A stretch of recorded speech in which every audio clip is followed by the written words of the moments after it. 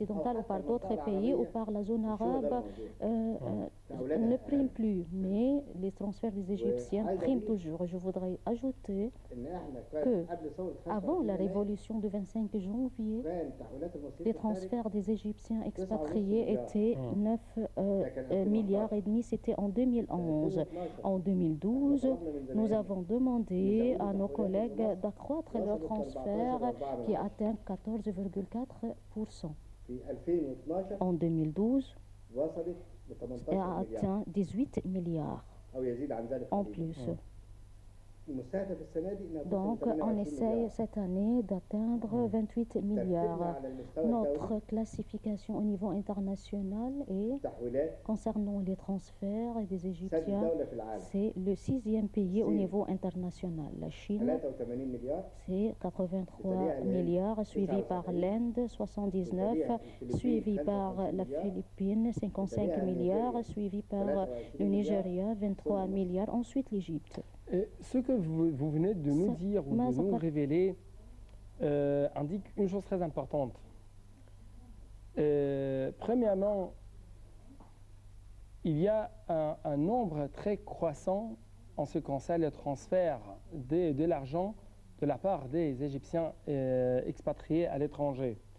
Et vous venez de dire que cette somme d'argent ou ces opérations de transfert de l'argent ont augmenté après la révolution du 25 janvier. Durant les 2 dernières années, presque les deux dernières années, l'Égypte a passé d'importantes crises économiques et financières.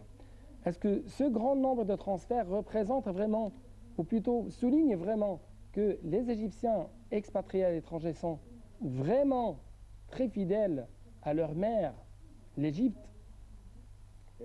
Sans doute, oui. Donc, grâce à leur transfert, on a pu régler plusieurs problèmes. Je voudrais ajouter également que les transferts des Égyptiens expatriés à l'étranger ont soutenu les efforts déployés par la Banque centrale égyptienne. C'est vrai que les Égyptiens expatriés ont des comptes bancaires dans les banques égyptiennes comme des dépôts, mais je voudrais dire que ces chiffres ont atteint 40 milliards de dollars. Donc c'est vrai qu'ils ont ouvert des comptes bancaires comme des dépôts au nom de leurs frères, mais ces dépôts bancaires sont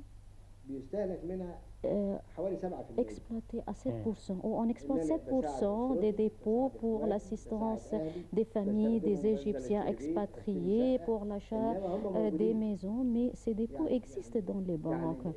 C'est-à-dire la consommation de ces dépôts est très minime. C'est ce que je voudrais ajouter. J'ai déjà souligné que, de point de vue économique, l'Égypte et de point de vue scientifique, l'Égypte occupe une place primordiale. Nous avons 800 experts au niveau international, parmi lesquels se trouvent 52 qui se trouvent aux États-Unis et le 48% se trouvent dans les autres pays au monde. Nous avons également 1250 savants dans les spécialités rares, comme par exemple l'ingénierie génétique, la physique spatiale, la physique normale, le nano, l'énergie nucléaire, et ce sont des savants et des scientifiques très minimes. C'est-à-dire, je voudrais dire que si les gens en Égypte croient que... nous avons Dr Ahmad Zouel qui était doté du prix de Nobel, et nous avons également 1250 scientifiques qui n'ont pas reçu le prix de Nobel, en plus des scientifiques dans les sciences naturelles. Vous venez de nous parler des stars égyptiennes dans des domaines très spécifiques et des domaines très distingués. Mais je parle en tant, par exemple, un Égyptien qui réside à l'étranger. Ou plutôt, quelles sont les conditions pour que, en tant qu'un Égyptien à l'étranger, pour que je sois accepté de la part de l'Union d'être un membre de cette Union, par exemple. Vous voulez dire et donc, il doit résider à l'étranger pour un délai pas moins de 10 ans. Il doit être diplômé de l'université pour servir l'objectif pour lequel on a créé l'Union générale des Égyptiens expatriés, parce que l'Union suit des stratégies concernant la purification des lois qui entravent le travail des Égyptiens à l'étranger. Cela signifie qu'ils rendent service aux savants, aux scientifiques et l'ouvrier. On essaye autant que possible, par les comités qui se trouvent au sein de l'Union, de suivre des stratégies au niveau international. C'est la condition principale. En plus, nous menons des investigations sur cet Égyptien dans le pays où il réside. De même, on essaie autant que possible d'accepter les Égyptiens qui travaillent dans le domaine public, parce que pendant la période de passée, nous travaillons autant que possible, parce que, comme j'ai déjà dit, nous sommes une ONG, une organisation non gouvernementale, et tous les coûts de nos activités sont assumés par notre union, et tous nos travaux sont volontaires. Mais nous sommes satisfaits de notre travail et on va faire beaucoup pour les Égyptiens expatriés à l'étranger. Les expatriés égyptiens à l'étranger, vous venez aussi de nous parler de leur rôle, de leur rôle très efficace et très important dans l'économie égyptienne. Mais actuellement, et après le 30 juin 2013, est-ce qu'il y a un rôle à assumer, un rôle avec plus de précision, un rôle politique à assumer de la part de ces expatriés égyptiens à l'étranger et de la part aussi de l'Union générale des expatriés égyptiens? Du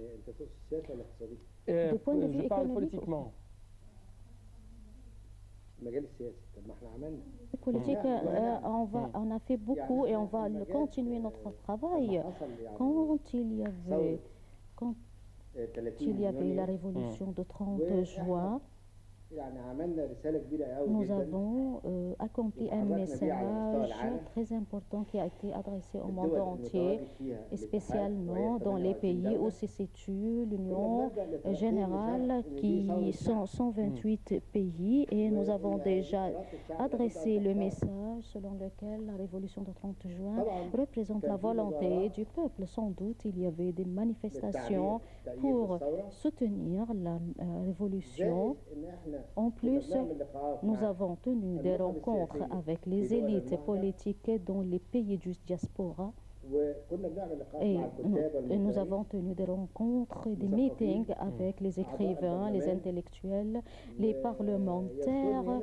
Et je me rappelle ici, en Allemagne, nous avons tenu une rencontre avec les parlementaires allemands représentés par 80 parlementaires, et nous avons expliqué les causes principales de la révolution et pourquoi l'armée égyptienne a soutenu le peuple pour faire réussir cette révolution.